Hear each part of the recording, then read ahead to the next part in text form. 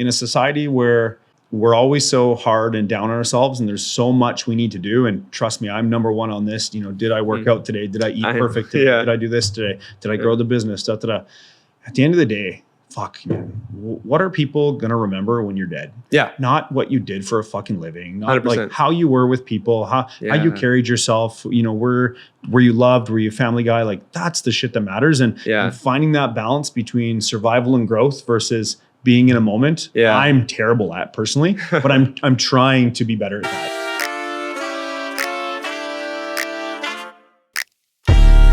Welcome to Season 2 of Behind the Business. I'm your host, Faheem Savja.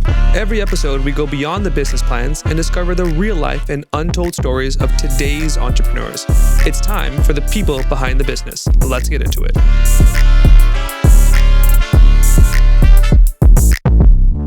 Hey there, just a quick note before we dive in. Alongside Behind the Business, I run a small consulting practice called Savja Advisory. We work with fintechs, founders, and financial institutions. Whether it's product strategy, partnerships, or business transitions, we're in the business of helping small businesses and those who serve them succeed. If that's you, check us out at savjaholdings.com/advisory. All right, back to your episode. Josh, thank you so much for joining on Behind the Business. Appreciate you being here. I was really excited to hear your story because I've heard from your clients that not only do you do great work, but you have a great background for starting Inline K9. So thanks for joining. Would love to hear how you got started with Inline K9. Oof. Thanks for having me. I appreciate it. It started as a way for me to kind of dose myself with my own medicine, my own, when I held the leash, there was a bubble. There was this metaphorical bubble that kind of went around me and it kind of took away other things I was dealing with physically, mentally, especially at that time, like COVID had just started and we were pretty isolated from everything, right? I got isolated from what I love to do, which was the dog side of things back at my old job. And that took its toll on me. So starting this was, I didn't know that they would become this. I thought it was just me almost medicating myself to the point of helping other people, but working with dogs. Right. And I don't even know how it got to where it is today. That's so good. I'll be honest with you, it's wild. So that's awesome. Yeah. And now, you're doing dog training for not only people and their dogs, but for programs and police departments and military, right? Yeah. So This is kind of where I want to take it. Right now, it's heavy in the pet side of things. We're all over Ottawa, the Ottawa Valley area, as far as Renfrew, Pembroke, Petawawa, all the way around. So it's pretty nice. The police side takes a while to get into. I think I know enough people in that world, and at the end of the day, I'm not a police officer, so.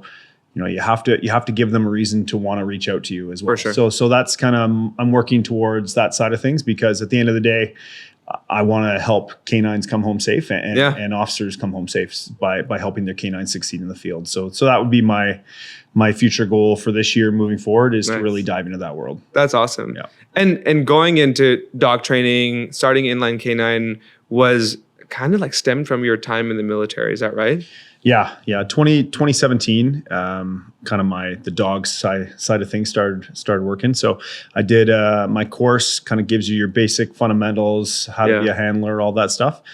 The thing is when they teach you how to be a handler, at the end of the day, you're away a lot on your own. Yeah, which is great because you get to make your own mistakes and mess things up. Sure. And that's important in life, right? Yeah. Any skill. And I definitely did that.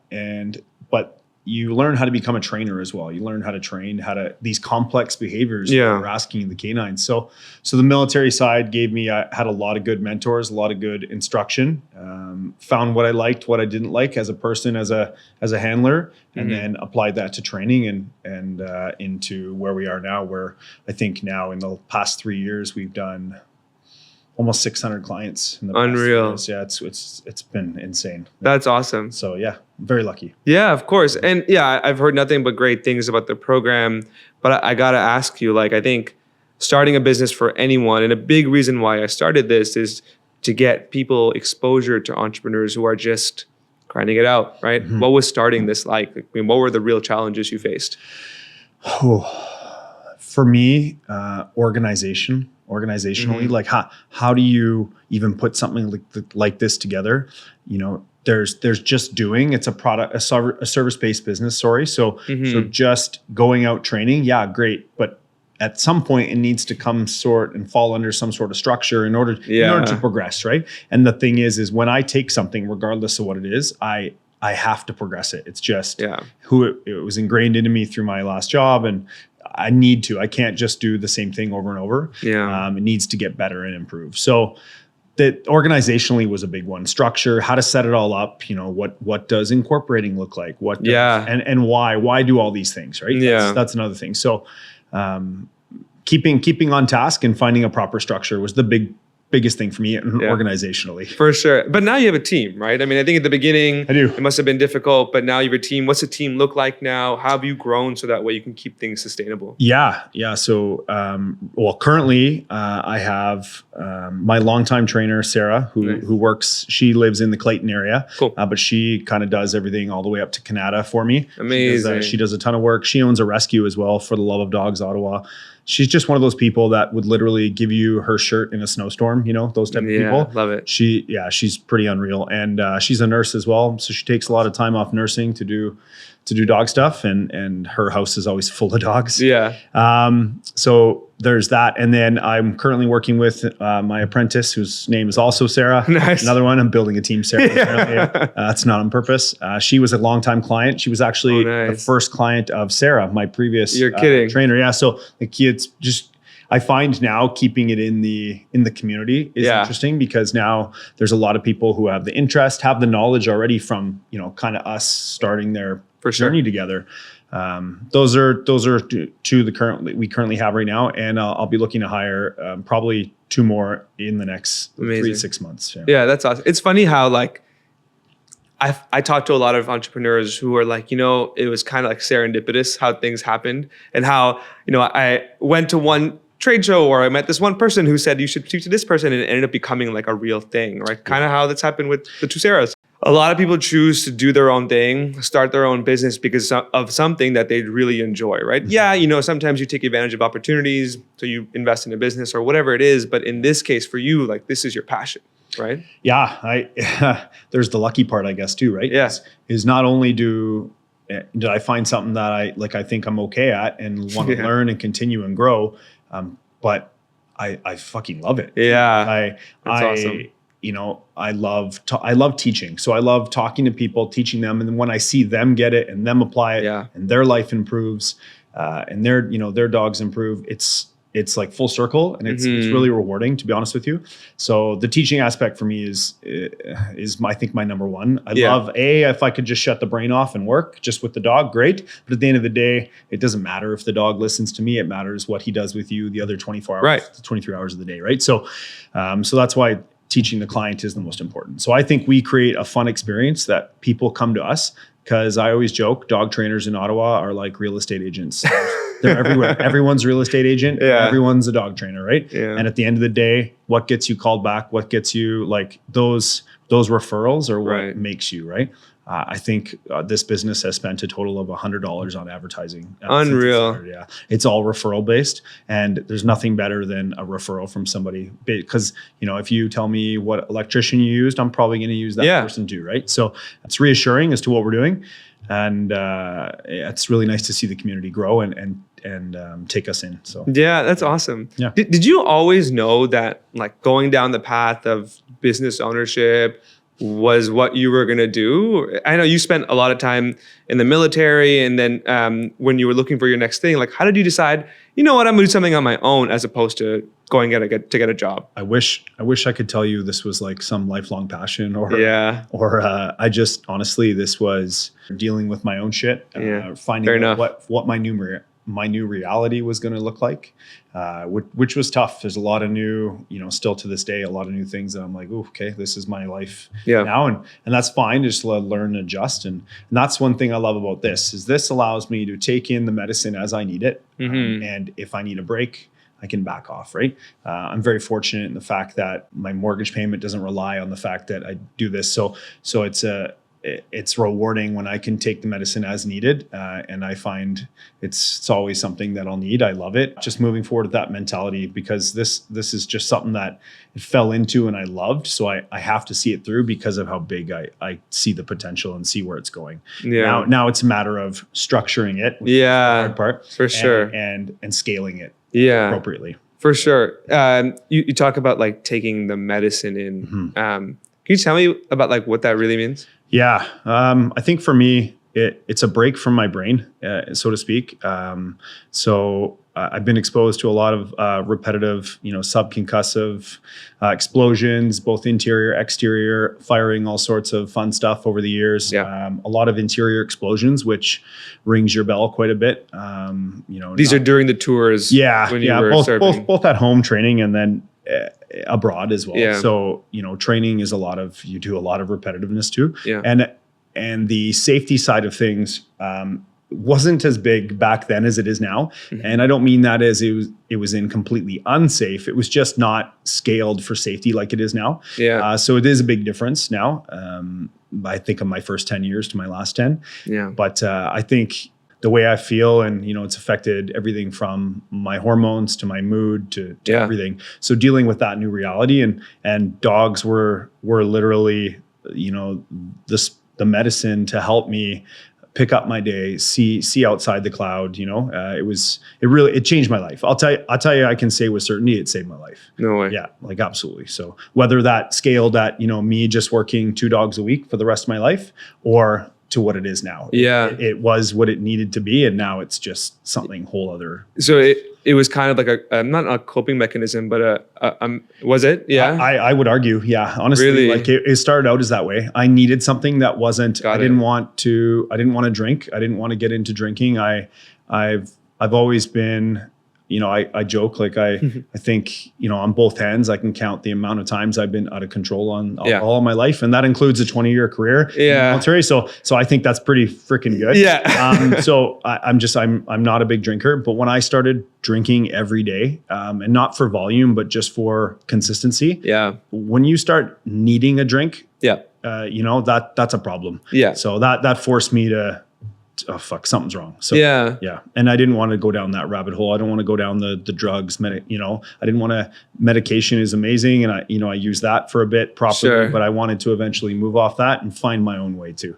Yeah. I feel like I kind of have to ask this, you probably have tons of colleagues who have done several years of service kind of like you have and who are now veterans, and like are they looking for a coping mechanism, and is something like this even an option for them?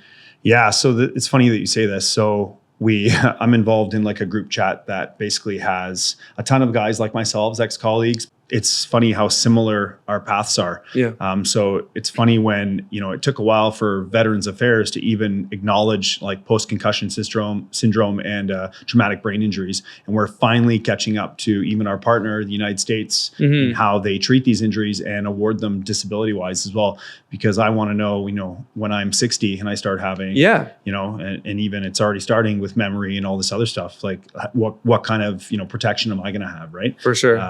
Just for that level. So these guys are all going through it as well. And you talked about that. And one of the things I want to do scaling is when I talk about a facility being built and moving into one eventually, I want to have a program for veterans to come in almost like, horse therapy. We start to see that a lot. Well, I want to do that with dogs because dogs are that, right? So I could do a program where I fundraise, buy dogs, train them, and send them out to veterans of emergency services or military. So that's my goal. Yeah, that's amazing. Yeah, I think like it's really inspiring to see your transition from going through something that is probably you're using substance in the wrong way to be able to cope with something, and then saying not only did you find an outlet, but you found a business out of it. That is crazy. That people don't find that. No, it's true. It's I'm fortunate. I understand it. I acknowledge it, and now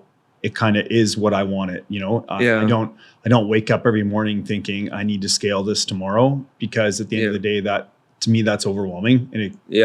And I didn't start this to be overwhelmed. Yeah, I got enough of that in my life. 100%. So so I started this for my own self, to make myself feel good and to lift my own mood up. Yeah. So there are times when I need to step back from this. Yeah. That's okay. And I've started to learn that that's okay. People can wait. And if they go elsewhere, they go elsewhere. There will always be the service, and there'll always be the product there for people. And I think people have, understood that. So that's interesting, because I think a lot of people who are going to start a business, who are in business ownership now, are like so focused on not losing their clients, and are so focused on like almost putting everything into their business, maybe to their own detriment. Yeah. What's that like for you? And don't get me wrong, that's a real struggle. Yeah. Like if my wife was on this with me, she would look at me and slap me, like bring my ear over here. Like, I don't do a great job at setting boundaries. Yeah. I constantly will message my clients back at 8:30, 9 o'clock if they need me. It's a habit. It's to feel like I'm there for them, and I am. Yeah. Right? The problem is for my own self, I should be setting proper boundaries, right? Especially with where I'm at. I just find, that joke, it's like a little hit of dopamine in terms of not necessarily good, but feel better, I guess. Yeah. Right? And I find it's consistent. Like, anyways, like you said, the coping mechanism, it'll always be a struggle, man. It'll always be. And now it's how to guide that best, where I still have myself in all this. Yeah. And never forget why I started this. Yeah. And when it gets too overwhelming, how to come back down and in and out of it too. So yeah. For sure. You talk about thinking about yourself in this and like your well-being. I was going through your socials and through the website presence, like you're it, like people come to Inline K9 because of you and your experience. And like, how has been sharing your story publicly online? I find a lot of people, even myself, sometimes like it's awkward, you're putting yourself out there, but how's that been for you? It did feel that way at first. I was finding my way in terms of what I felt I was allowed to share versus should share. Two different things, right? I mean, allowed to is one thing. I can do at the end of the day whatever I want, but what's that going to cause me on the other end, right? And I'm very not protective, but acknowledging of an institution that made me, and I like that, right? Like in terms of I owe them to what I am now, right? For sure. For better or for worse, right? For sure. Yeah. So part of me wants to protect and preserve that, but also expose and bring light to some things that I wish more Canadians knew more about, to be honest with you. For sure. About all the training, the good things that we did, and continue to do, and how they're used, both domestically and internationally. So it's been tough, like learning to share that. But to be honest, now I feel like I've found a good balance. Good halfway for that. And it's been important. I think it's important to share, and everyone has their struggles, right? And no matter what, if you're, working on an oil rig or, barista for Starbucks, right? It doesn't matter, right? Everything is, it's big deal to somebody, right? Yeah. So being able to share that in something like what I was able to do in my career, I enjoy that. Yeah. It's a privilege for sure. And I want to spread that. For sure. And I'm glad you are, to be honest with you, because I think like, I hate to use the word like, founder, influencer, or that's like it bugs me so much. You and me both, right? But it's because like you really want to be authentic. You really want to showcase why folks should come to you and your brand. But one thing I will say I do like is that it gives the consumer, it gives your customers connection to you and like why you started the business and why you're here operating it day in, day out. And I would imagine, and you can correct me if I'm wrong, that people are coming to Inline K9 because they know your story and they want to be a part of not only your growth, but what you can offer them. I've gotten, especially as I continue to share and and put it out on socials, I have gotten a lot of people reach out, and both on the emergency services side, the military side, people wanting to come train with me, wanting to do these things, invited for different seminars and different things, and I love that. I'm honored by it. I try to do the best I can, and no one's you're never done learning. There's always more 100%. To learn, and I'm just like anyone else. I'm not naive enough to think so. So I want to continue growing that journey. Yeah. But the one thing with, the sharing and why you started it and why you do things, an example is content. Oh my God. I could spend 20 hours a day, showing all these cool videos and doing all this editing, and I love it. It would get like lots of views, lots of shares, but like, I mean this in the nicest way. Like, it's not why I'm doing this, right? Yeah. I almost want to say I don't fucking care. Oh my God, I know. Because from a business standpoint, would it be helpful in growth to share all these things? Yeah, of course it would. From a personal standpoint, is it gonna go against the reason as to why I'm even doing this? It is, and that's my struggle. Is I see all these other people, and like you talked about, everyone's a trainer, everyone's a real estate agent, right? And it's fine, because at the end of the day, you put out what you get back, right? There's so much content out there, these 30-second videos of what people want you to see. Yes. And I just I don't care. It's shiny, go away. I'm busy working here with real people, right? Yeah. And I find that's a battle. I gotta fight the battle between wanting to grow the business through that and be real with people and just focus on what matters. It's hard though. Like that balance is rough. Like and you aren't the first person to say this. Yeah. Like other entrepreneurs who have come on this show have said, like damn, I gotta like create a reel to be able to get people to watch and then come to the store and like all this. But then you teeter the line of not being authentic anymore. And like, what's that balance? Like, I know you're probably still figuring it out. But for you, what's that balance like? I find stories in terms of they're quick, they're simple, right? Yeah. They at least get whatever messaging you're trying to get out. Yeah. Maybe not, the broadest reach or the most effective, but but at the end of the day, what we have that I think some other businesses don't have is dogs. True. What I mean by that is dogs sell themselves. So all these good looking dogs, and there's a lot of good looking dogs. Yeah. You put them out there, that automatically gets people looking in, right? Like, oh, what's he saying? Oh, I never thought about that. Or so I start to try to get real life messaging out. I find, in a society where, we're always so hard and down on ourselves, and there's so much we need to do. And trust me, I'm number one on this. Did I work out today? Did I eat perfect today? Did I do this today? Did I grow the business? At the end of the day, man, what are people going to remember when you're dead? Yeah. Not what you did for a fucking living. Not 100%. Like how you were with people, how you carried yourself, were you loved? Were you a family guy? Like that's the shit that matters. And finding that balance between survival and growth versus being in a moment, I'm terrible at personally, but I'm trying to be better at that.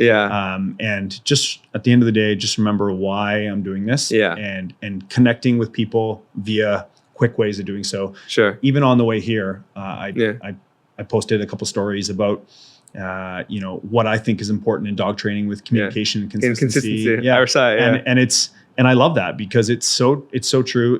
I tell people like, if you don't train your dog today, you're not a bad person. You didn't go to the gym today, you're not a fucking bad person. Like, be kind to yourself. The dog is in a loving home. All these great dog owners, you be kind, just be consistent in your communication, and you will, the graph of the stock market over the past 60 years, it constantly goes up. It does this along the way. For sure. But guess what? It's still going up, right? Yeah. That's all that matters. People get too stuck in the, I need to do this 20 times a day. Like, no, you don't. I won't even hear it. Like, honestly, I'm tired of it. Just focus on long-term growth and consistency is key. For sure. I think that's great that you mentioned it because a lot of people get lost in the shuffle, right? Of like, I gotta do this and I gotta, I gotta go to the gym. And then, well, what about this business? What about this vendor? What about the platform? What about the reel? Like it just goes on and on and on. I spend time with my kids today. Exactly. Clean my house. Wife gonna yell at me. But I really, honestly, I like the approach, right? I like the approach where you're like, look, like life is life. You're gonna have days that are just really shit. Just like really bad.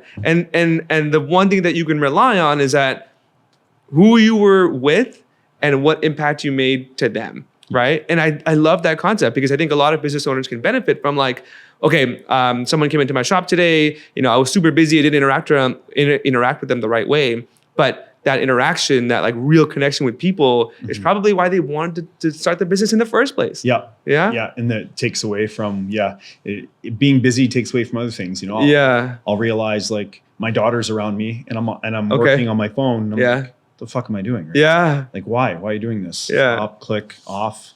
hey, Seriously. baby, how's your day? You know what I mean? Like, For sure. Like and finding that balance is so difficult. And to those who have achieved it, man, I envy you. I am so jealous. I'm not there. Yeah. I'm not sure I'll ever be there because I have like a drive to succeed as well. Yeah. So it's tough, but at the end of the day, everyone's different, right? So honestly, thankfully I've had the benefit of having a lot of parents on the show who are starting their business or who have done entrepreneurship for a while and being parents at the same time. Yep. There isn't a right way. I'm not a parent, Yeah. but from what they've told me, like you just kind of make it work. You know what I mean? Man, I agree. Yeah. That's fair. What's it been like for you? You know, was Inline K9 already started when you had your child? Yeah, my daughter's 11. Okay, got it. And my wife is currently pregnant as well. So Oh, congrats! she's gonna be mad Hope it goes at me well. for saying this on here, but yeah, she's kind of halfway right now. And, Amazing. And it's gonna change things. I need to realign my priorities in order to support her first and foremost, and the new child. So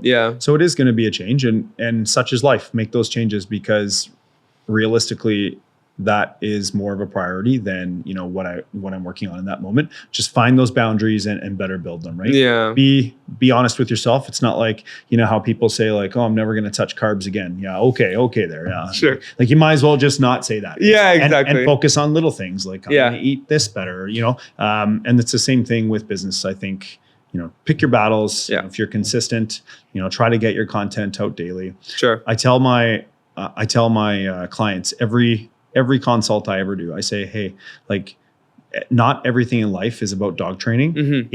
If you need to work something specifically, but you can't because your friends are just coming over, or you're trying to work something around energy at the door, just put the dog away, deal with it another time. Mm-hmm. There's time and place to work on things, and there's time and place to just throw the dog in the crate and go meet your family and friends. Yeah.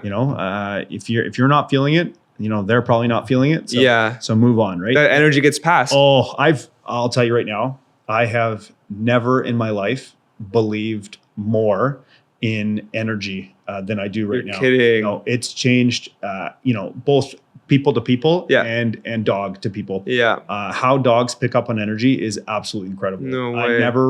I've always heard it, never really knew, you know what I mean? You kind of different interactions, but I'm telling you, it is, and my clients call it the Josh effect. It's hilarious because I'm like, he's walking fine for me, right? It's funny, but not funny because they get bad. Like, fuck, he's good for you. Yeah. But it's that energy goes both ways, and it's beautiful to watch. Honestly, it really is. Seeing dogs who are anxious, seeing dogs who are up, really unsure, but then really like. They're trusting, right? Yeah. And they want to be trusting, right? Just through experiences and or other things they might not have. So yeah, it's energy is, what you put out there into the world definitely comes back. Yeah. I mean, I think that's how I met you, right? I think like Sammy and Alexi and they're like, and their dog Rosie, Rosita. Can I tell you something? Of course, yeah. So I met Sam and I'm at their place. Yeah. Consult probably, coming up on a year and a half or so ago. Sure. Anyways, in Barhaven there. And what a time that was. They rescued little Rosie, Rosita, right? Yeah. And I was like, man, this dog's spicy, right? Like a lot of go. And Sam, the instant I met Sam, I was like, oh, I like you. Like instantly, because I consider myself a pretty good judge of character in terms of I'm not going to like you. I just need to get through this interaction, or I can work with you, but we'd never be friends. This person I knew, like I could probably hang out with. Like instantly she's so sarcastic, so so jokey. So like man, she's very, very witty, like super smart. The way Rosita has come around, man, it is unreal. Yeah. No, I'm staying with them here in Ottawa. Oh, awesome. Yeah, we're really close, and well, they better be holding her to standard while I'm not there. Yeah. No, and for sure, and I see it because I met Rosita before, right? Yeah. So couldn't get to the door. Yeah, it's a lot. I mean, she was a rescue, right? Yes. So like it's a different case scenario, and it's cool to see the impact of your program, but also their energy and what they dedicate to their pet, right? Yeah. It's pretty cool. And shout out Sam. You are witty and spicy as well. So no, it's great, man. It's really nice to see like that. That's how these connections get built, right? Yeah. But not everything in business is going to be about the numbers and cents. It's going to be about the connections you make and what you do with them, and then the impact you make on those connections. My opinion. I couldn't agree more. I'm quite confident based on the market, because the market sets the prices, right? Like realistically for everything, for products, services, all of it. So for service, I'm quite confident I could charge more than I currently charge, and we would still be busy. Yeah. The problem is, and I've had this conversation with my team a lot, I don't want to, because I don't want to price ourselves out of helping people who really need it, right? Yeah. Doesn't mean we can do things for free by any means, right? Yeah. You know, but there's that balance between I'm not in this just to help the 0.1%, right? Like there's such a broad group of people that, you know, I know would put in the effort, I know would make the changes to their life that we want to help. So why push ourselves out of that category? Why price them out? It's a fine line. And I found very early on in a service-based business, you both get what you pay for from a provider, and you get what you pay for from a client. Yeah. And what I mean by that is when I started, I was very, very, very low price comparative to where we are now. And I found that the type of client I was getting because of that didn't really have skin in the game. So that effort wasn't really being reciprocated. I see. Yeah. Not always, like, don't get me wrong. Sure. But there was times when it's like, hey, I feel like I'm just wasting time here because you're not putting the effort, right? Right. I always told my team, I want to find a price point that gets committed owners without, you know, pushing them to their brink. Right? Yeah. And I feel like we're in a really good spot, because I mean, our wait list continues to exceed capabilities right now. So great. And the demand is insane. That's awesome. I mean, speaking of the demand, what's, you know, Inline K9 look like in the next, you know, few years? All right. Big real time, or like big picture? Maybe both. Maybe both. I want to hear it. So I'll be honest, in the next 3 years, no matter what, and it doesn't matter where, because we have plans for a facility. Nice. I want to have a home base. Love it. And I don't just want to. The thing is I could already have done this or do it right now. Is put a small base somewhere. Sure. And do that, and that would, you know, change things for us. But I don't want to. I want to go mega. Like, and there's a reason for this, because I know it'll succeed. Yeah. And the ability to do the type of things that I want to do with programs, with the, you know, the veteran dogs, working dogs, seminars, all this type of stuff. I want an all-inclusive type place. So that's kind of the next step. The business is at a point now where I could either just continue and do the same thing, you know, business grows at, you know, X% and it kind of just stays there. Sure. Or we scale, right? Yeah. And scaling really looks like one of two things: adding a lot more trainers. Yeah. But then I might dilute. I want to make sure I get the right people too. Yeah. Right. That's important. Because it's not, if it was just about money, well, then I would just hire a bunch of people, get them trained up as quick as I can, and send them out and forget it. Right. That's right. I don't like that. So, because at the end of the day, it's my name, right? Yeah. And I think that's important, and most businesses would agree, right? For sure. But long term, it is the facility, having a home base for ourselves, our programs, you know, board and trains, veteran related programs, you know, sports, all sorts of stuff for dogs, working dogs, all that stuff. That's awesome. That's my goal, and I just, it's going to happen. It's a matter of when and where. Well, you spoke it into reality on the show. So hopefully you can look back at this less than 3 years, hopefully. Season 4, there you go. Let's go. And maybe we can tour the facility. You know what I mean? Absolutely. There you go. No, there you go. That's awesome. I'm excited about it. Yeah. No, it'll be great. What about, you know, now that we looked forward, let's look back a little bit. When you started, what would you tell yourself when you were first starting out, now that you've been doing this for a number of years? Never forget why you started this.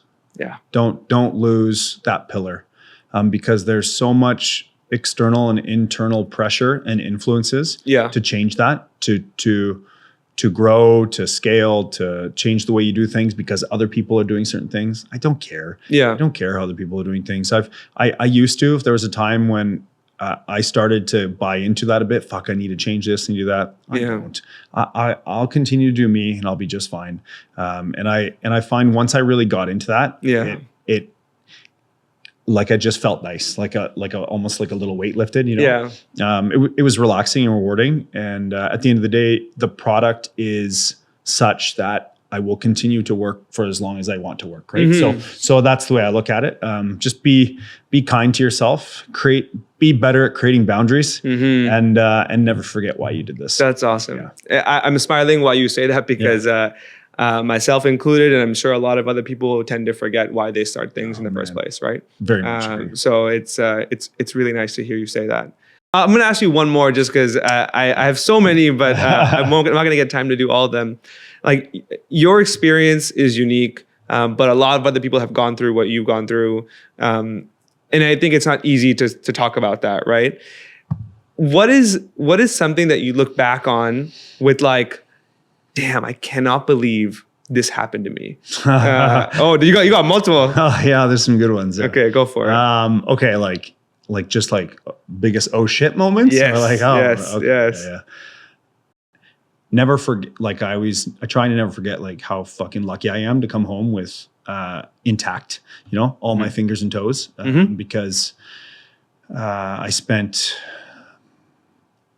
probably over 3 years in different areas of conflict, between Iraq and Afghanistan.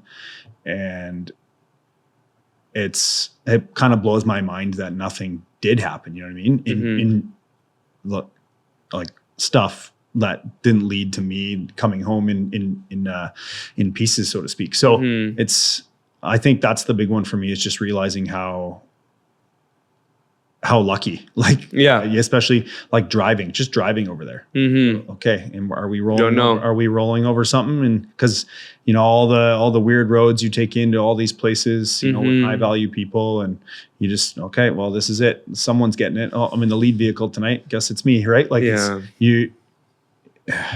just one of those things you have all right, let's go, they got to get back. Right. So, some things are just out of your control, and I don't know if I've ever believed it's your time, but it almost, it's kind of hard to argue in my experience. So yeah, well, I would argue that it's your time now. It's your time to like do business. It's your time to go all in. It's your time to share these stories, and you've been able to do that. Yeah, thank you. I appreciate it. Yeah. It's been fun. I gotta take less on my plate, not more. That's my So yeah, fair enough, man. Yeah. No, but listen, I very much appreciate you sharing these stories, and more about Inline K9 here on Behind the Business. Hopefully, we get to have our next conversation in your new facility. That'd be amazing. Yeah, that'd be awesome. Yeah. But thanks again for joining on Behind the Business. Absolutely. My name is Faheem Sabja. I'm Josh. And we hope to see you on the next episode of Behind the Business. Thank you so much. Thanks for tuning in on this episode of Behind the Business. If you enjoyed it, do me a favor, share it with someone who's on their own entrepreneurial journey or thinking about starting one. Also, follow, subscribe, and leave a review whenever you listen. Lastly, keep up with us on Instagram at BehindTheBiz_POD. Until next time, keep dreaming, keep building, and keep listening. This is Faheem Sabja signing off from Behind the Business.